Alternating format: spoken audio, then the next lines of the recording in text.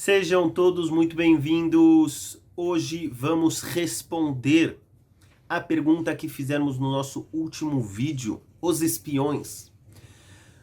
Por que na passagem do livro de Bamidbar, o livro número 4 da Torá, o livro dos números, nós vemos no capítulo número 13 que Moshe envia espiões, pessoas que eram grandes sábios do povo de Israel, pessoas que eram ministros.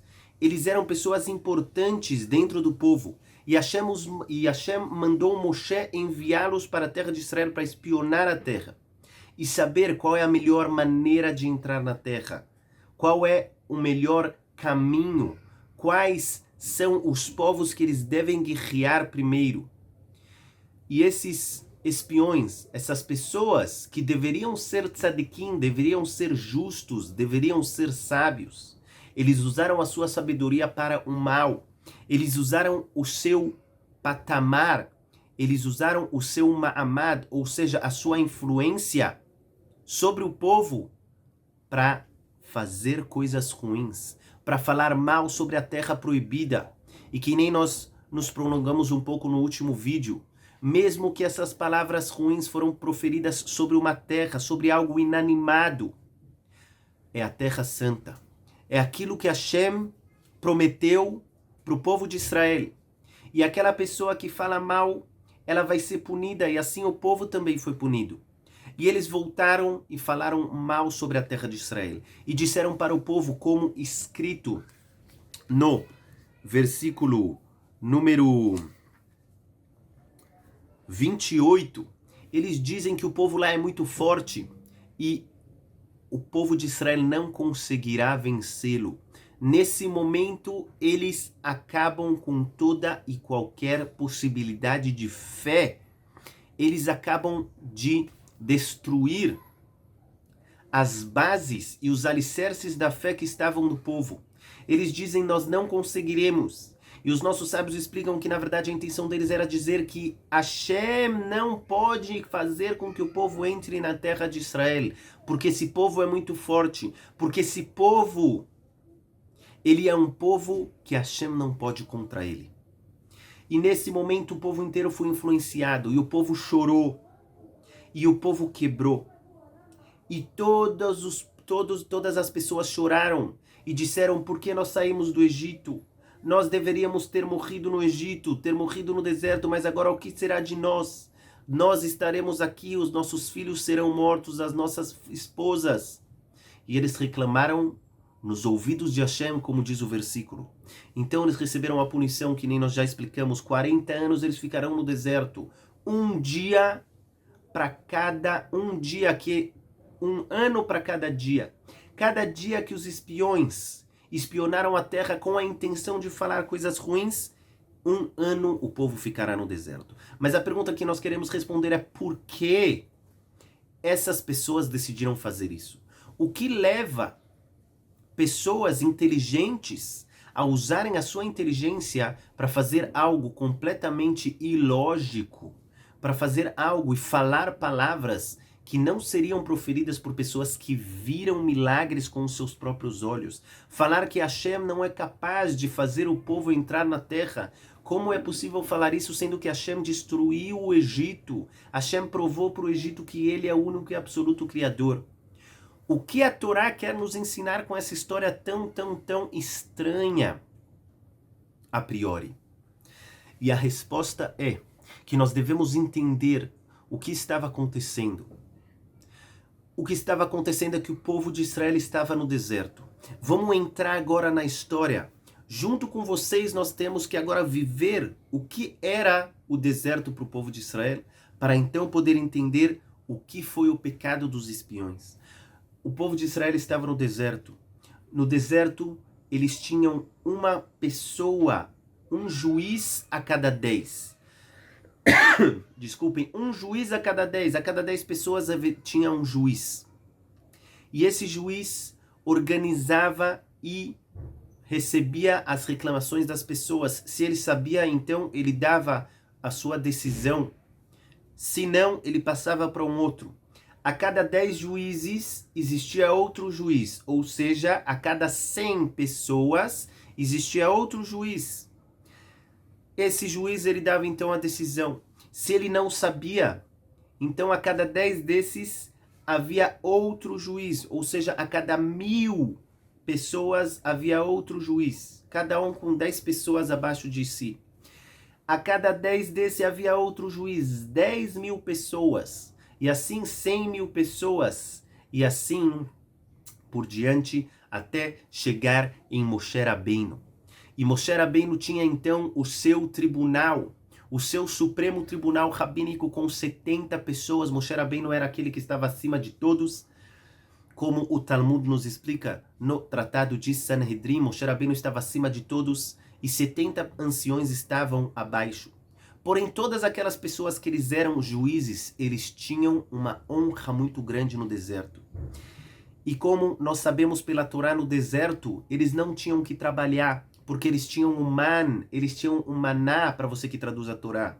Eles tinham um man que caía do céu, e toda manhã eles comiam o man. E eles tinham o Beirá Shel Minyan, eles tinham um poço, o poço de Miriam, que vinha junto com eles, e eles tomavam água. E os nossos sábios diziam que isso também não era só um poço, porque um poço para 600 mil homens e 3 milhões de pessoas é um pouco difícil dele ser capaz de suprir a necessidade de todos, mesmo sendo um poço milagroso. Então os nossos sábios nos explicam que desse poço saíam rios, e dentro de cada tribo existia um rio que passava no meio do deserto, e eles pegavam aquela água e tomavam, e eles tinham o pão que caía do céu, e eles tinham as nuvens, Ananei Akavod, as nuvens da glória, para você que traduz a Torá. E aquelas nuvens protegiam o povo de Israel dos 4 lados, em cima e embaixo. Eles não tinham que andar, eles não tinham que fazer nada, eles paravam e ficavam estudando Torá. Eles ficavam estudando Torá, cada um com o seu nível, e assim eles se conectavam com o Criador. Na hora que eles entrassem na terra de Israel, o que aconteceria? Aconteceria que iriam mudar a programação. A programação não seria mais pão caindo do céu, não seria mais um riacho na frente da sua casa, não seria mais as nuvens da glória, Ananei Akavod. O que seria a vida real, e a vida real você precisa trabalhar. A vida real você às vezes tem sucesso e às vezes você precisa de fé para saber e ver o sucesso que Hashem te dá. E a vida real, ela traz testes difíceis para a pessoa, porque é por isso que nós estamos nesse mundo. E os espiões não queriam isso. Os espiões diziam: nós queremos ficar aqui no deserto, nessas condições, nas condições de pão caindo do céu, água que vem até a minha porta, nuvens da glória, e eu poder estudar a Torá o dia inteiro, sem ter testes de fé, sem ter testes diários. E na verdade eles não sabiam que esse era o verdadeiro teste deles. Será que eles iam encarar a vida real? Será que eles iam encarar os testes da vida real? Ou será que eles iam fugir? Será que eles iam fugir para o deserto e fugir para as nuvens da glória?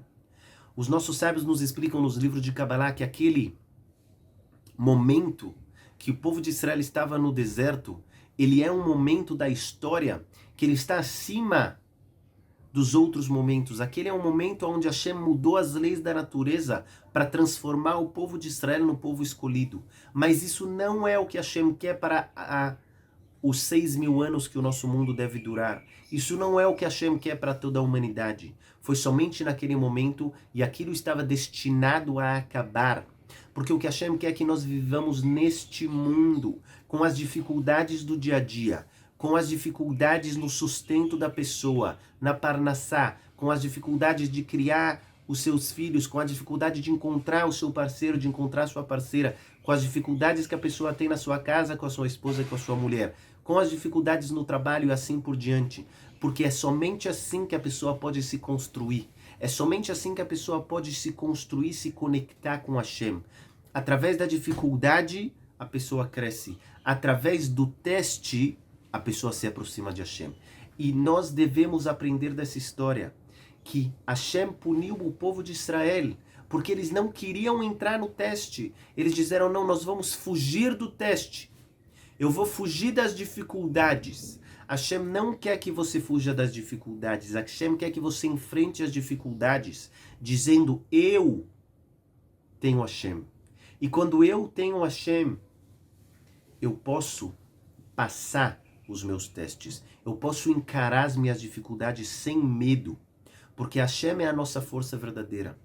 Portanto, existem pessoas que elas passam dificuldades financeiras. E o que elas fazem? Elas começam a procurar como eu vou conseguir dinheiro, elas fazem mais, elas se preocupam e elas se comem por dentro. E pessoas perdem a saúde por causa disso. Quando na verdade elas não entendem que elas estão fugindo do seu teste. E o seu teste é encarar e falar, eu fiz a minha parte. Eu fiz a minha parte. Eu fiz a minha parte. E já que eu fiz a minha parte, eu fiz a minha parte. E já que eu fiz a minha parte, eu estou limpo perante os céus. Os céus decidem se eles vão me dar sustento ou não.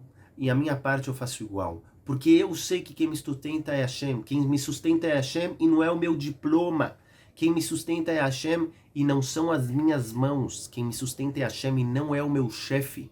E muito menos a providência social. Quando a pessoa acredita nisso e ela vive de acordo com esses, como se fala isso em português, com esses conceitos verdadeiros e importantes, então ela pode de verdade encarar os testes. E essa pessoa está pronta para vir para a terra de Israel. O povo de Israel não estava pronto para entrar na terra de Israel porque eles queriam fugir dos testes. Quando a pessoa está disposta a encarar os testes, ele tem sucesso. Quando a pessoa está disposta a lutar pela sua existência espiritual, ela consegue se aproximar de Hashem. E dessa maneira, a pessoa cresce e atinge o objetivo verdadeiro da sua existência. E é Iratzon que nós consigamos cumprir tudo aquilo que nós estudamos.